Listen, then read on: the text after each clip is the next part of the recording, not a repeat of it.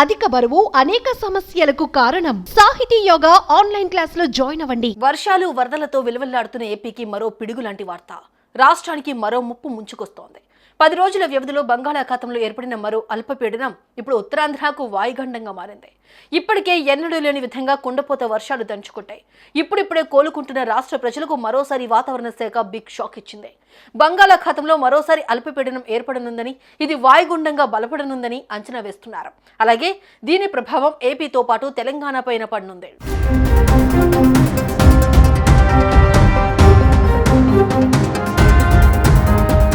వరదలతో అతలాకుతలమైన ఆంధ్రప్రదేశ్ను వర్షాలు వదిలిపెట్టేలా కనబడటం లేదు.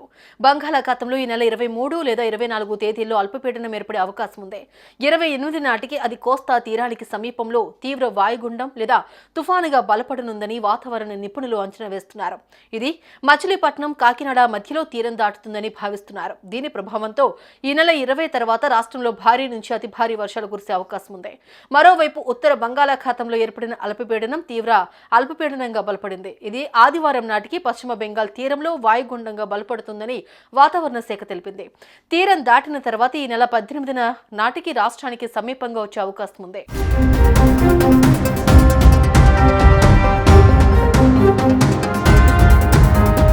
అల్పపీడనం ప్రభావంతో పశ్చిమ బెంగాల్, ఒడిశా, ఛత్తీస్గఢ్, బీహార్ రాష్ట్రాల్లో విస్తారంగా వర్షాలు కురుస్తాయన్నారు. ఆంధ్రప్రదేశ్పై అల్పపీడన ప్రభావం స్వల్పంగానే ఉంటుందని అంచనా వేస్తున్నారు. రాబోయే 3 రోజుల్లో రాష్ట్రంలో తేలికపాటి నుండి ఓ మోస్తారు వర్షాలు కురిసే అవకాశం ఉందని అమరావతి వాతావరణ శాఖ తెలిపింది. ఈ నెల 23 లేదా 24 తేదీల్లో అల్పపీడనం ఏర్పడే అవకాశం ఉందని, అది 28 నాటికి కోస్తా తీరానికి సమీపంలో తీవ్ర వాయుగుండం లేదా తుఫానుగా బలపడుతుందని వాతావరణ నిపుణులు అంచనా వేస్తున్నారు. ఇది మచిలీపట్నం, కాకినాడ మధ్యలో తీరం దాటుతుందని భావిస్తున్నారు.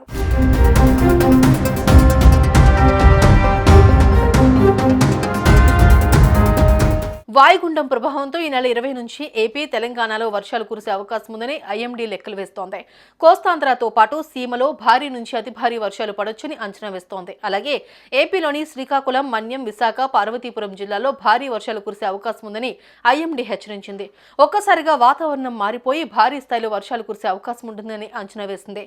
ఈ ప్రభావంతో ఎక్కువగా ఉత్తర తెలంగాణ జిల్లాలో వర్షాలు కురిసే అవకాశం ఉందని వాతావరణ శాఖ అంచనా వేస్తోంది.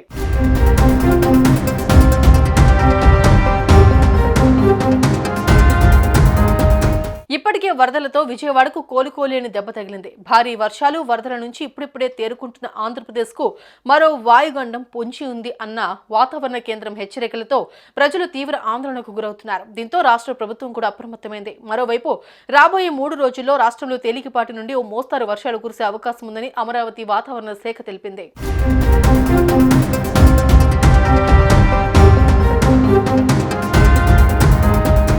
సుమన్ టీవీలో మీ పర్సనల్ అండ్ బిజినెస్ ప్రమోషన్స్ కోసం కింది నెంబర్కి కాంటాక్ట్ చేయండి.